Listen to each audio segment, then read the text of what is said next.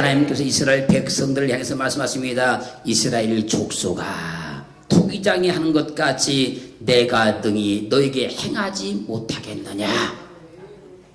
이스라엘 족속아, 진흙이 토기장의 손에 있음 같이 너희가 내 손에 있느니라. 사랑하는 성도 여러분, 어린 아이는 어머니의 손에서 자랍니다.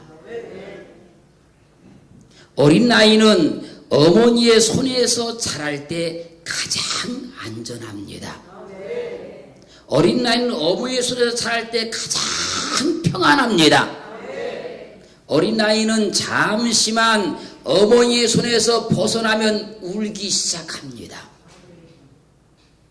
어린 아이는 잠시만 어머니의 손에서 벗어나면 다치거나 사고가 납니다. 그러므로 우리 모두는 이 세상에 태어나서 어머니의 손에서 성장한 겁니다. 어린아이가 어머니의 손에서 성장하듯이 여호와 하나님의 손에 우리가 있습니다. 여호와 하나님의 손이 우리를 붙들고 계십니다. 하나님의 손이 우리를 도와주고 있습니다. 우리를 지켜주고 있습니다. 하나님의 손이 나와 함께하고 있다는 거예요. 여호와 하나님의 손이 우리를 축복하고 있습니다. 그 하나님의 손이 우리 가운데 역사하고 있다는 거예요. 그러므로 오늘 말씀과 같이 여호와 하나님의 손에 내가 있다는 거예요. 사랑하는 성도 여러분, 내가 하나님의 손에 있으니 하나님께서 우리 인생을 얼마든지 새롭게 빚어줄 수 있는 거예요. 이스라엘 족속아, 진흙이 토기장의 손에 있음 같이 너희가 내 손에 있느니라. 우리는 하나님의 손을 떠나서는 살 수가 없습니다. 우리가 아무리 능력이 있고 재능이 있고 경험이 많다 할지라도 하나님의 손을 떠나서는 살 수가 없는 거예요. 마치 물고기가 물을 떠나서 살 수 없듯이 우리는 하나님의 손을 떠나서는 살 수가 없어요. 하나님의 손을 떠나서 살 수 없기 때문에 이사야서 41장 10절은 말씀하십니다. 두려워 말라, 내가 너와 함께 함이니라. 놀라지 마라, 나는 내 하나님의 팀이니라. 내가 너를 굳세게 하리라. 참으로 너를 도와주리라. 그리고 말씀하실 참으로 나의 의로운 오른손으로 너를 붙들어 주리라. 우리가 하나님의 손에 있다니까요. 하나님의 손이 우리와 함께 있으니 그 손으로 나를 붙들어 준다는 거예요. 그 손이 나를 도와주겠다는 겁니다. 그 손이 우리의 삶을 주장하시고 통치해 주겠다는 거예요. 진흙이 토기장의 손에 있지 아니하면요, 여기저기 쌓여있는 흙더미에 불과합니다. 여러분, 이 사람 저 사람 받고 다니는 흙에 불과한 거예요. 여기저기 버려진 진흙이라도 토기장의 손에 붙들기만 하면 귀한 그릇이 돼요. 아름다운 그릇이 됩니다. 여기저기 밟힘당하던 그 진흙도 토기장의 손에 붙들기만 하면 값진 그릇으로 새롭게 탄생되는 거예요. 마찬가지로 우리가 하나님의 손에 있다는 거예요, 여러분. 그러면 우리도 참으로 귀한 사람이 되고 복된 사람이 되고 아름다운 사람이 된다는 거예요. 성경을 말씀하신 것처럼 진흙이 토기장에 있음 같이 너희가 내 손에 있느니라. 우리가 세상을 창조하신 하나님의 능력의 손에 있으니 우리는 정말 멋있는 걸작품과 명품의 인생으로 바뀔 수 있다는 거예요. 토기장이가 어떤 능력을 갖느냐에 따라서 진흙이 새롭게 탄생돼요. 하나님은 세상을 창조하신 분이에요. 그분은 전능하신 분입니다. 그 손에 내가 있으니 하나님께서 내 인생을 걸작품 만들어 주시고 명품 만들어 준다는 거예요. 우리가 하나님의 손에 있으니 시편 95편 7절에서 대저주는 우리 하나님이시여 우리는 그의 기르시는 백성이며 그 손의 양이라. 너희가 오늘날 그 음성 듣기를 원하노라. 우리가 하나님의 손에 있으니 우리는 그의 기르시는 백성이며 그 손의 양입니다. 양은 목자를 떠나서는 살 수가 없습니다. 양은 항상 목자의 손에 있어야 되는 겁니다. 양은 목자의 손에 있기만 하면 100% 그 삶과 환경과 그 인생이 보장을 받아요. 그런 양이 목자의 손을 떠나는 순간 100% 이리에게 붙잡혀 죽습니다.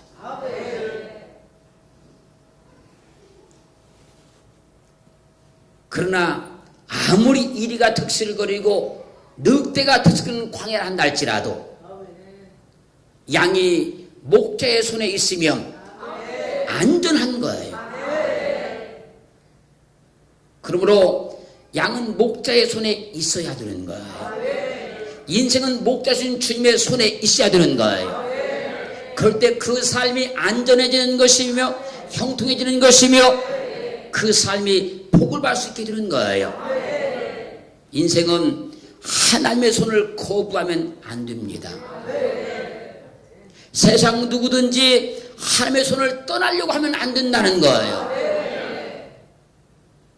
하나님의 손이 붙들어 줄 때 그 손이 내 삶을 복되게 만들어주고 내 삶을 형통하게 만들어주는 거예요. 하나님의 손은 우리 인생을 복되게 만드신 손이지 우리 인생을 괴롭히거나 인생을 억압하거나 인생을 괴롭히는 손이 아니라는 거예요. 하나님의 손은 우리 인생을 값지게 만드는 손이지 가난하게 만들거나 병들게 만드는 손이 아니라는 거예요. 사랑하는 성도 여러분, 하나님을 믿을 때에 내가 하나님의 손에 있음을 감사하고 믿기를 주님으로 축원합니다. 그 손을 벗어나려고 하지 말고 그 손을 떠나려고 하지 말고 내 인생이 하나님의 손에 있으니 참으로 귀하도다, 참으로 값지도다, 참으로 아름답도다, 그렇게 고백하고 살기를 주의 이름으로 축원합니다. 우리가 하나님의 손에 있는 것이 큰 축복임을 알아야 돼요. 성경의 위대한 인물들은 모두가 하나님의 손에 있었던 사람들이었어요. 그들이 하나님의 손에 있기 전에는 평범한 인생이었고 그저 그런 인생이었고 그냥 그렇게 살았던 인생들이었는데 어느 날 하나님께서 그들의 인생을 붙들기 시작하시고 그들이 하나님의 손에 있게 될 때 하나님께서 그들의 인생을 바꾸시고 그들의 삶을 바꾸시고 하나님의 역사를 그를 통해서 나타내시더라는 거예요. 하나님은 갈대와 우리에서 살던 아브람을 불러서 하나님의 손에 그 인생을 있게 하여서 믿음의 조상 되게 해요. 아브람의 능력이 아니고 아브람의 결단이 아니고 하나님께서 그를 부르셨어요. 그리고 그의 인생을 하나님께서 하나님의 손에 있게 만들어줘요. 아브람이 하나님의 손에 있지 않았다면요 그 이름이 절대 창대케 될 수가 없어요. 아마 이삭도 낳지 못했을 거예요. 자손도 없었을 거예요. 물질의 거부도 되지 못했을 거예요.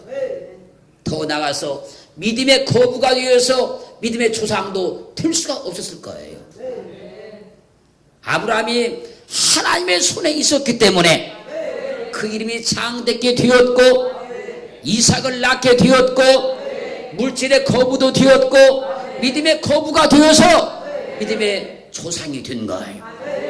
그러면 우리는 하나님의 손에 있어야 된다는 거예요. 우리는 하나님의 손에 있어야 하나님께서 우리 삶을 책임져요. 하나님의 손에 있으면 하나님께서 아브라함을 붙들어 주심 같이 우리를 붙들어 주시게 되는 거예요. 우리는 그렇기에 오늘 내가 토기장에 손에 있는 진흙과 같이 하나님의 손에 있음을 감사하시기를 주님으로 축원합니다.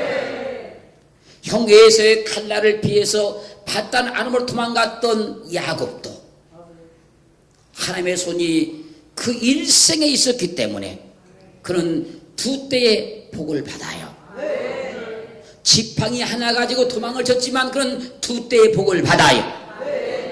만약 야곱이 하나님의 손에 있지 아니했다면 라반에게 사기를 당하고 또 사기를 당해서 그는 빈털터리의 인생으로 끝나고 말았을 거예요. 날마다 사기만 당하는 인생, 이용만 당하는 인생, 빼앗기만 당하는 인생으로 끝났을 거예요. 그러나 하나님이 야곱을 하나님의 손에 두었습니다. 그러니 라반이 아무리 사기를 치고 빼앗고 도둑질에 가도 하나님이 하나님의 방법으로 두 때의 복을 주시는 거예요. 야곱과 같이 하나님의 손에 있는 사람은 하나님께서 없는 가운데 있게 하시고 능력으로 권능으로 두 때의 복을 받게 만들어 주셔요. 형들의 시기로 노려 팔린 요셉도 마찬가지예요. 하나님의 손에 그 일생이 있었기 때문에 그는 애굽의 총리가 돼요. 만약 요셉이 하나님의 손에 있지 않았다면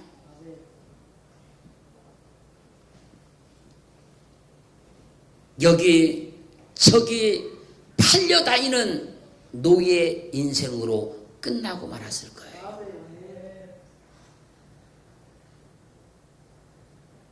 이 주인이 사서 어느 만큼 쓰다가 쓸모없으면 팔아버리고 또 어떤 주인이 사서 어느 만큼 써 쓸모없으면 또 팔아버리고 그렇게 노예 인생으로 일생이 맞춰졌을 거예요. 만약 요셉의 일생이 하나님의 손에 붙잡힘만 되지 않았다면 보디발의 아내가 씌우는 그 억울한 누명을 쓰고 감옥에 평생 갇혀서 감옥에서 그의 삶이 끝났을지도 몰라요. 그러나 요셉의 인생이 하나님의 손에 있으니 애굽의 총리가 되었고 죽어가던 많은 생명들을 살려내요.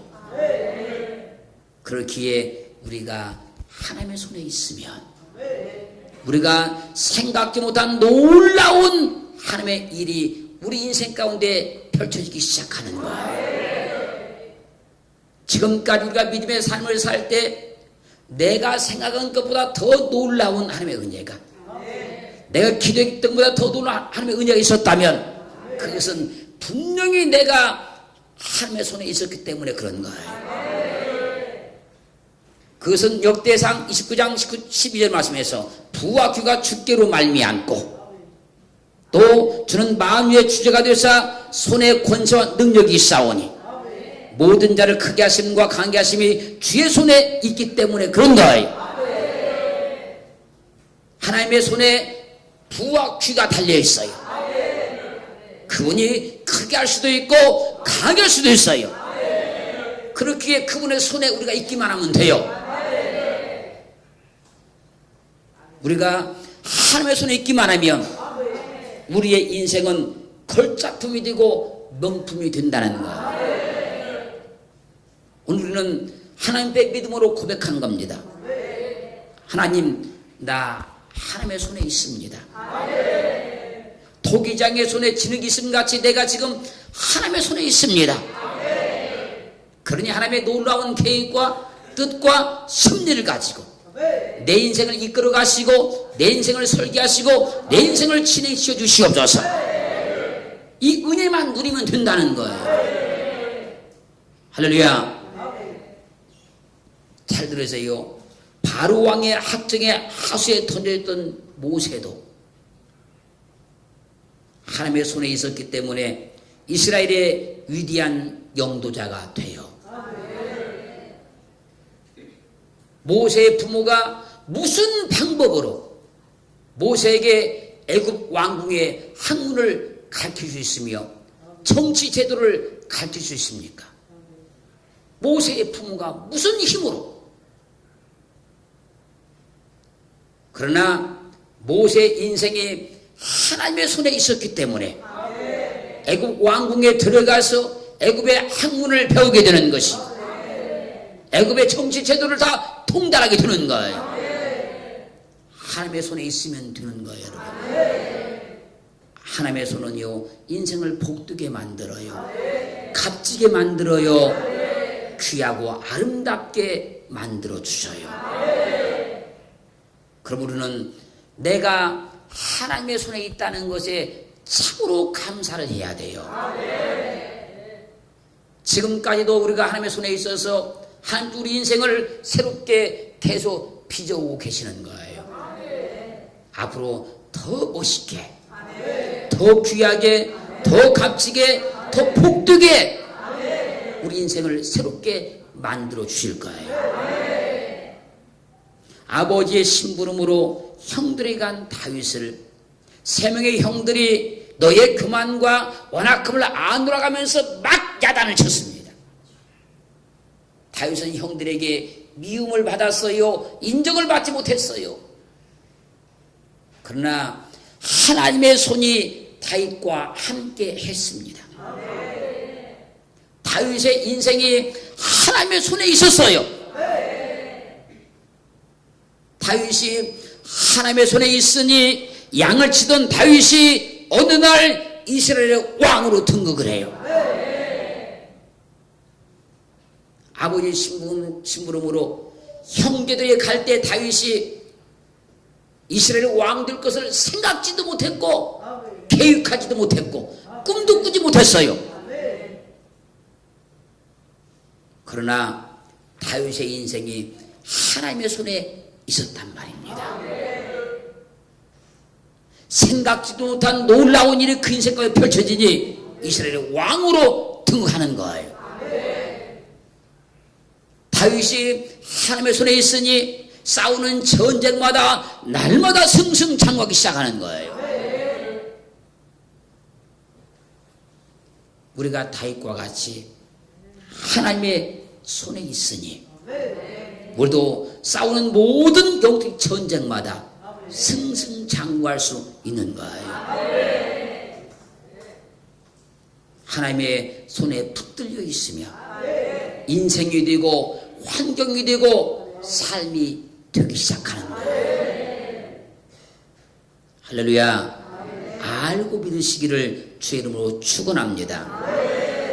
나라가 망하여서 포로를 끌려간 다니엘이 하나님의 손에 있으니 포로를 끌려간 나라에서 총리로 등극을 해요. 자국 민족도 될 수 없는 총리가 포로를 끌려간 다니엘이 됐다 그 말입니다, 여러분.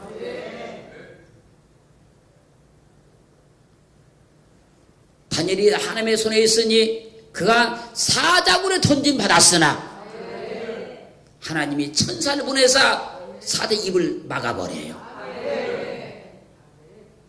그렇기에 하나님의 손에 있으면 어떠한 환경과 조건도 하나님이 책임지시고 역사하시고 위기에서 건져내시는 거예요. 나라가 멸망하여서 포로 끌려갔던 사드락과 메삭과 아벳느고가 우상에 절하지 아니하다가 평소보다 7배나 뜨거운 불 속에 던짐을 당했어요. 그러나 하나님의 손이 그들과 함께 했어요. 그 불 속에서 그들을 건져냅니다. 하나님의 손에 있는 사람은 하나님이 책임지는 거예요. 하나님이 보장하시는 거예요. 하나님이 지켜주시는 겁니다. 나라가 멸망당해서 포로 끌렸던 에스더가 하나님의 손에 있으니 포로를 끌려간 나라에서 왕후가 돼요.